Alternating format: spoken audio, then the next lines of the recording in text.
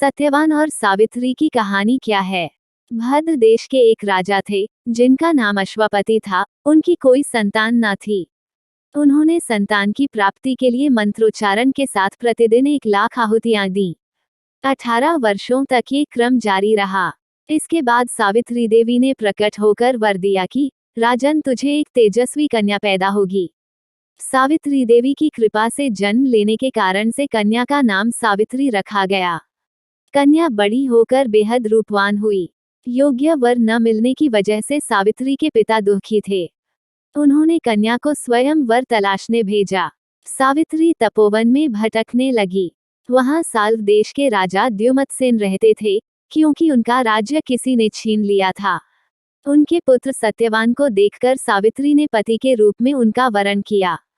ऋषि नारद को जब ये बात पता चली तो वह राजा अश्वपति के पास पहुंचे और कहा कि हे राजन, यह क्या कर रहे हैं आप।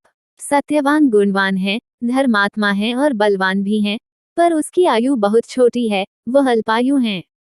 1 वर्ष के बाद ही उसकी मृत्यु हो जाएगी। ऋषि नारद की बात सुनकर राजा अश्वपति घोर चिंता में डूब गए। सावित्री ने उनसे कारण पूछा तो राजा ने कहा, पुत्री, तुमने जिस राजकुमार को अपने वर के रूप में चुना है वह अल्पायु हैं। तुम्हें किसी और को अपना जीवन साथी बनाना चाहिए। इस पर सावित्री ने कहा कि पिताजी, आर्य कन्याएं अपने पति का एक बार ही वरण करती हैं, राजा एक बार ही आज्ञा देता है और पंडित एक बार ही प्रतिज्ञा करते हैं और कन्यादान भी एक ही बार किया जाता है। सावित्री हठ करने लगी और बोली, मैं सत्यवान से ही विवाह करूंगी। राजा अश्वपति ने सावित्री का विवाह सत्यवान से कर दिया। सावित्री अपने ससुराल पहुंचते ही सास ससुर की सेवा करने लगी।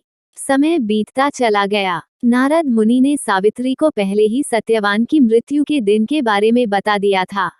वो दिन जैसे जैसे करीब आने लगा, सावित्री अधीर होने लगी। उन्होंने 3 दिन पहले से ही उपवास शुरू कर दिया। नारद मुनि द्वारा कथित निश्चित तिथि पर पितरों का पूजन किया।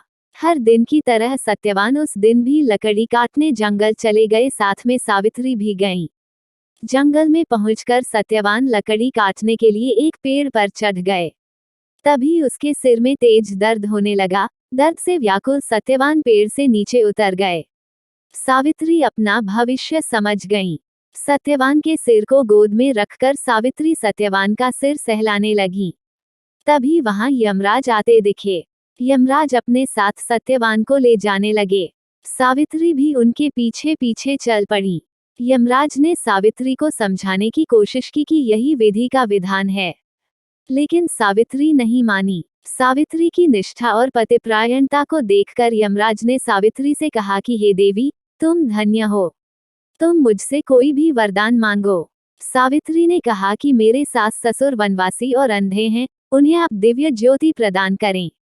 यमराज ने कहा, ऐसा ही होगा, जाओ अब लौट जाओ। लेकिन सावित्री ने कहा, भगवान, मुझे अपने पतिदेव के पीछे पीछे चलने में कोई परेशानी नहीं है। पति के पीछे चलना मेरा कर्तव्य है।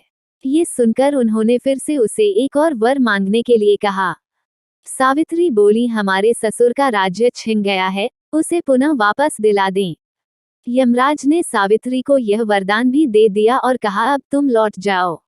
लेकिन सावित्री पीछे पीछे चलती रही। यमराज ने सावित्री को तीसरा वरदान मांगने को कहा। इस पर सावित्री ने 100 संतानों और सौभाग्य का वरदान मांगा। यमराज ने इसका वरदान भी सावित्री को दे दिया। सावित्री ने यमराज से कहा कि प्रभु, मैं एक पतिव्रता पत्नी हूँ और आपने मुझे पुत्रवती होने का आशीर्वाद दिया है। ये सुनकर यमराज को सत्यवान के प्राण छोड़ने पड़े। यमराज अंतर्ध्यान हो गए और सावित्री उसी वट वृक्ष के पास आ गई जहां उसके पति का मृत शरीर पड़ा था। सत्यवान जीवंत हो गया और दोनों खुशी खुशी अपने राज्य की ओर चल पड़े। दोनों जब घर पहुंचे तो देखा कि माता पिता को दिव्य ज्योति प्राप्त हो गई है। इस प्रकार सावित्री सत्यवान चिरकाल तक राज्य सुख भोगते रहे। तब तक सुनते रहिए।